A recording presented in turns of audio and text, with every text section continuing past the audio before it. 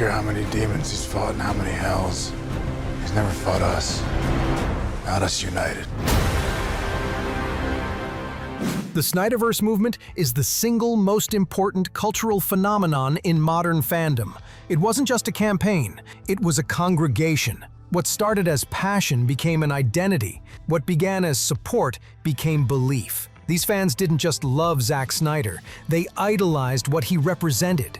But what happens when a fandom decides the story isn't over and moving on was never part of the plan? Don't let the flame die out! Let's go back to 2017. Justice League finally arrived in theaters, carrying years of expectations, hype, and studio pressure on its back. But instead of a triumph, it was a disaster. The reviews were brutal. Fans hated it. What was meant to be DC's grand answer to the Avengers became something else entirely, a Frankenstein's monster of a film. Half Zack Snyder's dark mythological vision, half Joss Whedon's quippy rewrites. And then the story came out that Zack Snyder stepped away from production after the heartbreaking loss of his daughter, Autumn. Warner Brothers brought in Whedon to finish the movie, but what they really did was reshoot 80% of it, slap on a CGI mustache removal that became a meme, and rushed it into theaters to hit executive bonuses. For Snyder fans, this wasn't just a bad movie. To them, it felt like a betrayal. So they did something unprecedented. They started #ReleaseTheSnyderCut.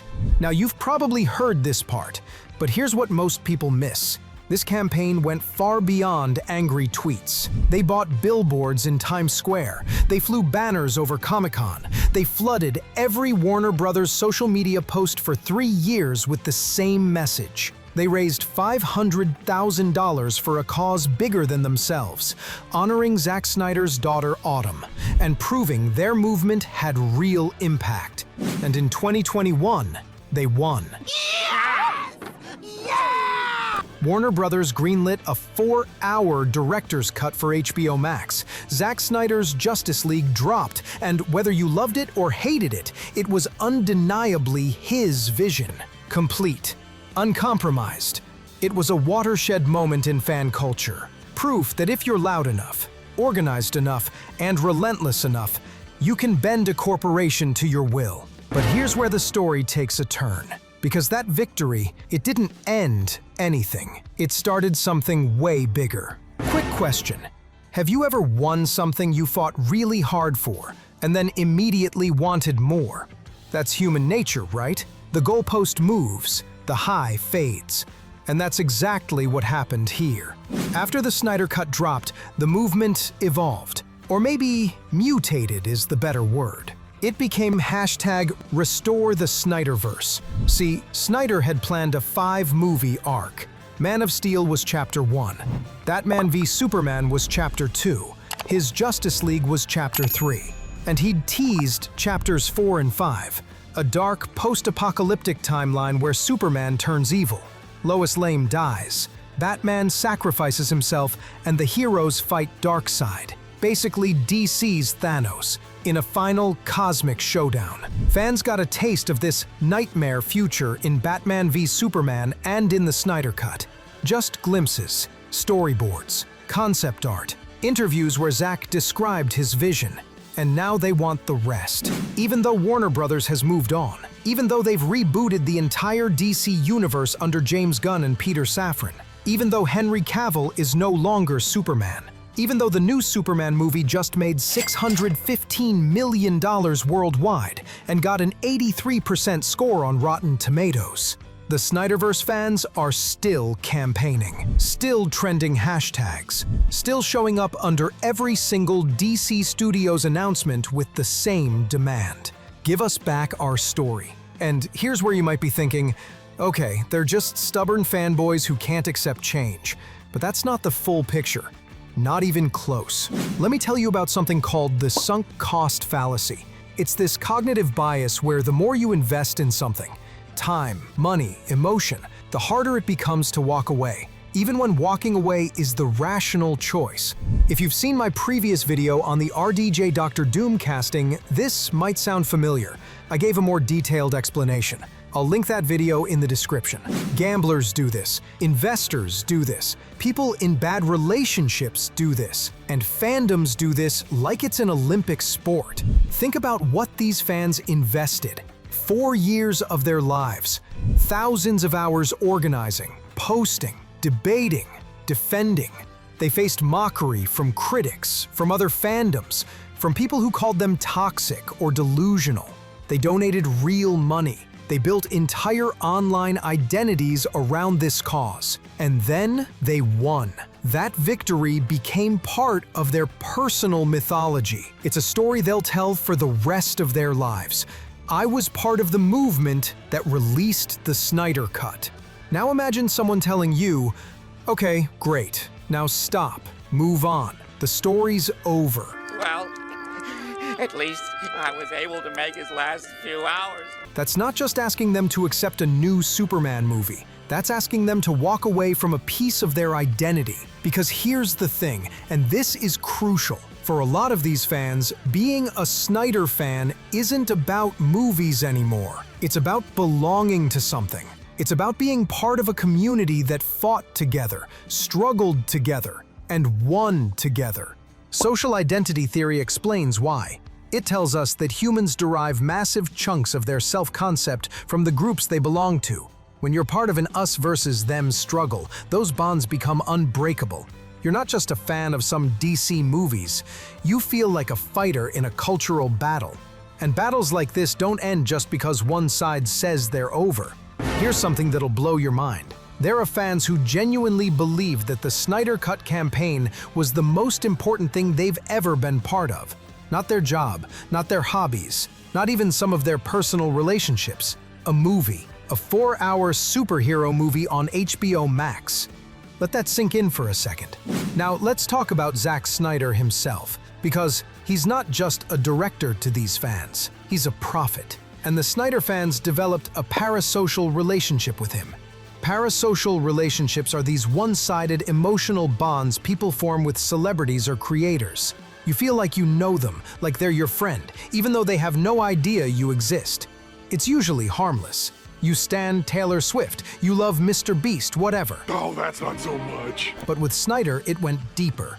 Here's a guy who positioned himself as an auteur, a visionary artist making serious superhero films while everyone else was making popcorn flicks. He filled his movies with biblical imagery, mythological symbolism, Ayn Rand references, operatic slow motion. Whether you think that's genius or pretentious doesn't matter. What matters is that it gave his fans something they could intellectualize. They could write essays, dissect every frame, feel smart for getting it when critics didn't. And then, the studio sidelined him. At least, that's how most Snyder fans saw it.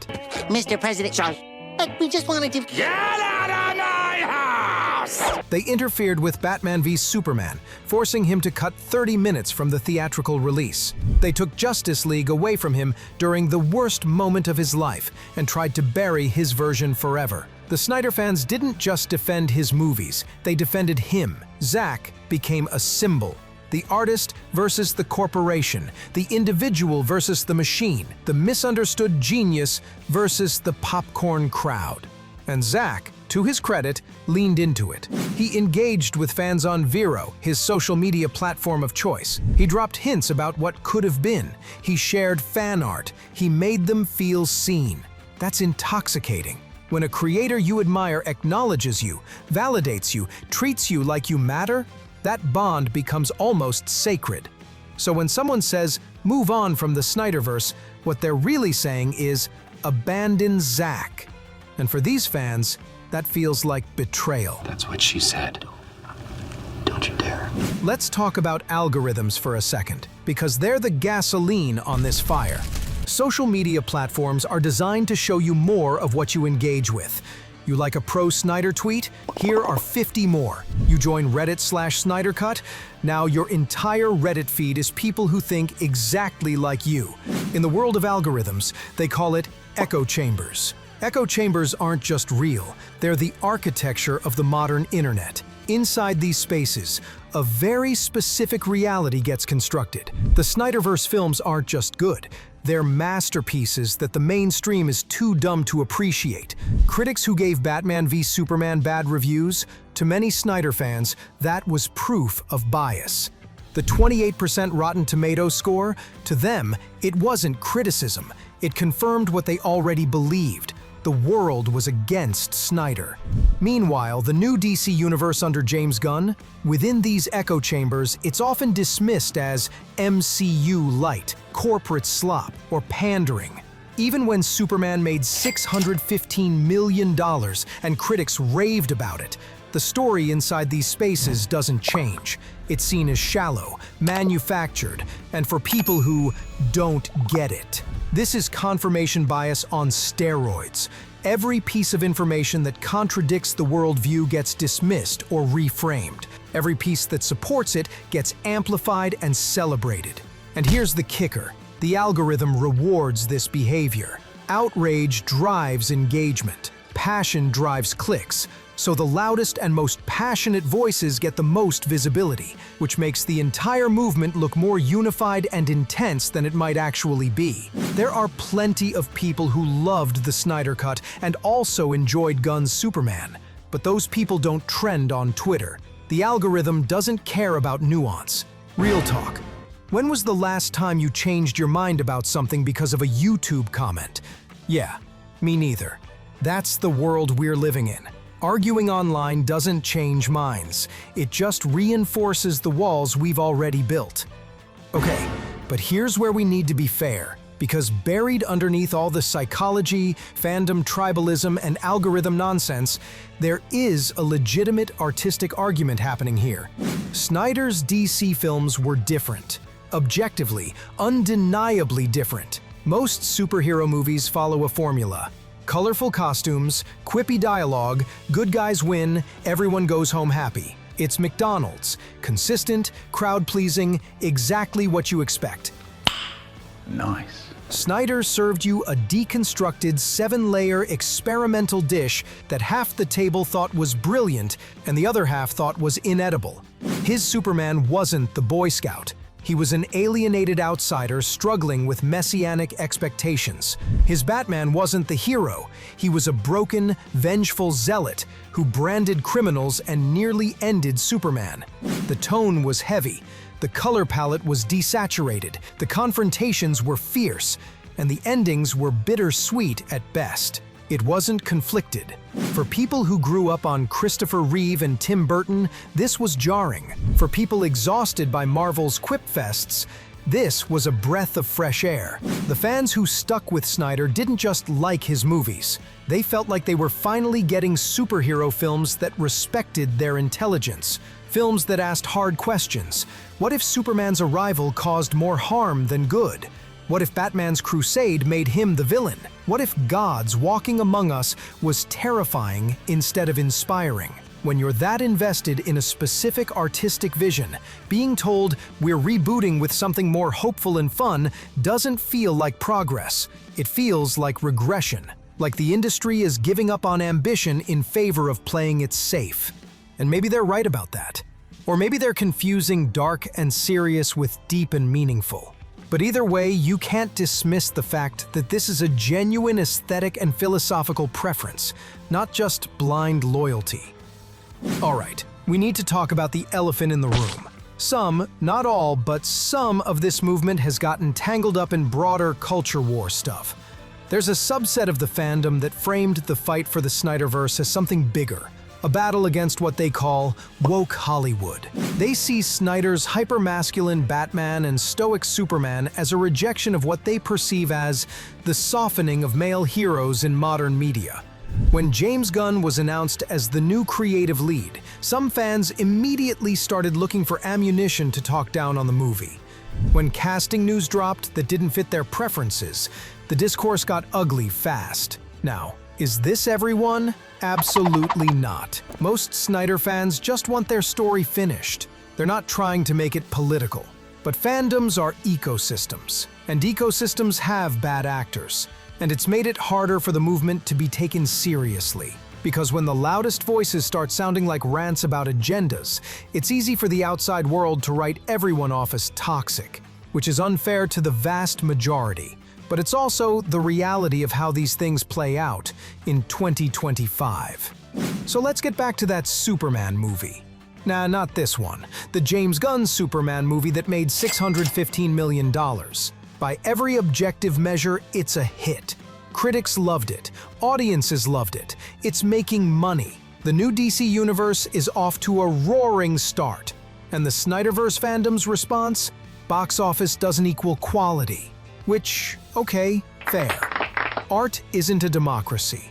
Transformers movies made billions doesn't mean they're high cinema. But here's where it gets fascinating. These fans have systematically dismantled every metric that could challenge their worldview. Box office? Doesn't matter. Critic scores? Critics are biased. Audience scores on Rotten Tomatoes? Those are probably fake engagement. Cinema score polling? Casual audiences don't understand complex storytelling. At a certain point, you're not engaging with reality anymore. You're constructing a narrative where the only valid measure of quality is your own subjective opinion, and the opinions of people who already agree with you. This is what psychologists call cognitive dissonance at its finest. It's basically that uncomfortable mental clash you feel when reality contradicts your beliefs. The new DCU's success creates a mental conflict. If the SnyderVerse was the only correct path, why is this other path working? Rather than adjust the belief, the mind rejects the evidence. It has to be fake. It has to be an illusion, because the alternative, that maybe, just maybe, the market has moved on, is too psychologically threatening. Here's a thought experiment. If Warner Brothers announced tomorrow that they're making Justice League 2 with Snyder, but only if they cancel all future DCU projects, would you take that deal? Sit with that question. Let's circle back to something fundamental: grief. These fans are mourning an unfinished story. And that's not crazy. That's deeply human. You've felt this before, right? A TV show you loved gets canceled on a cliffhanger. A book series you were obsessed with never gets its final volume. A relationship ends before you get closure. That ache, that what could have been, that's real pain. The SnyderVerse was supposed to be a 5-act tragedy, an epic that built to a dark crescendo and then earned its hopeful resolution. They were promised that story. Maybe not explicitly by Warner Brothers, but by the investment of their time and emotion, by the setup, by the mythology. And now it's gone. Not just postponed, erased. Replaced by a whole new universe that treats everything they loved like it never existed. That's not just disappointing, that's a kind of narrative death. So when they campaign to hashtag restore the SnyderVerse, it's not entitlement, it's a refusal to accept that death. It's hope, maybe irrational, maybe futile, that the story can still be resurrected. And honestly, there's something kind of beautiful about that, even if you think it's misguided. So here we are, October 2025. The DC universe is thriving, the SnyderVerse is frozen in amber, and the campaign continues. Will it ever work? Probably not. The economics don't make sense. Warner Brothers Discovery has committed to a unified vision. Henry Cavill has moved on. Ben Affleck is gone. The moment has passed. But here's what's fascinating. For a lot of these fans, the campaign itself has become the point. It's not really about getting Justice League 2 anymore. It's about the community, the identity, the fight. They've built friendships in these spaces. They've found meaning in the struggle. They've created a shared mythology around being the underdogs who took on an impossible battle and won once before. Letting go of that means losing all of it. The community fractures, the purpose evaporates, the identity dissolves. So they keep fighting, maybe forever, maybe until they're the only ones left in the room, still chanting the same hashtags to an empty void. Is that sad? Maybe. Is it toxic? Sometimes. Is it also a testament to the power of storytelling and human connection in the digital age? Absolutely. Let's zoom out for a second, because this story isn't just about DC movies. This is about what happens when corporations give audiences just enough power to taste victory, and then try to take it back. This is about how algorithms and echo chambers can turn preference into identity, and identity into fandom tribalism. This is about parasocial relationships in an age where creators can interact directly with fans, blurring the line between artist and friend. This is about the economics of fandom, how passion can be monetized, leveraged, and ultimately exhausted.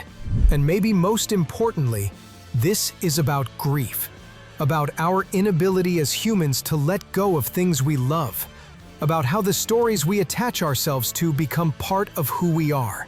The Snyder fans aren't unique. They're just the most visible, most organized example of something that's happening everywhere. Star Wars fans are still fighting about The Last Jedi. Game of Thrones fans are still bitter about Season 8. Every fandom has its schisms, its conflicts, its irreconcilable differences. We're living in an age where moving on is harder than ever, because the internet never forgets, because communities never dissolve. They just go dormant and then flare back up at the next announcement. The SnyderVerse might never come back, but the fans who loved it, they're not going anywhere. So where does that leave us? If you're a Snyder fan, I get it. I really do. You fell in love with a version of these characters that spoke to you in a way nothing else did. You fought for it. You won. And now you're being asked to let go before the story is finished. That sucks. It's okay to feel that loss. But maybe, and I'm saying this with respect, maybe the story you're really attached to isn't the one Zack Snyder would have made in Justice League 2. Maybe it's the story of the campaign itself. The community you built, the friends you made, the sense that you were part of something that mattered. And that story, that one's already complete. You did it. You won. You changed history. The rest, maybe that's okay to let go. And if you're someone who thinks the Snyder fans are ridiculous, who just wants them to shut up and accept the new DCU, try to have a little empathy. You've never been part of something like this. You've never felt that level of investment, that depth of connection. It's easy to mock from the outside, but we all have our things. We all have that show, that band, that sports team, that whatever that we care about way more than we probably should. The SnyderVerse fans are just louder about it. At the end of the day, this whole saga is a mirror. It shows us who we are in the age of fandom, algorithms, and corporate entertainment. We're passionate. We're loyal comic book fans. We're human. And whether the SnyderVerse ever comes back or not, that's the story worth telling. So here's my question for you. What's your SnyderVerse? What's the thing you loved in the Snyder movies that got taken away before it had the chance to come on the big screen? Drop it in the comments and hit that subscribe button. Let's talk about it. Because if this story teaches us anything, it's that we're all fighting for something. And maybe understanding that, really understanding it, is how we stop treating each other like enemies and start seeing each other as fellow fans, just trying to hold on to the things we love in a world that's always moving too fast. And remember, whether you're Team Snyder or Team Gunn or Team I just want a good Superman movie, you're allowed to care. That's what makes this whole thing matter. Thanks for watching. Do well to explore more Marvel and DCU content on my channel. See you in the next one.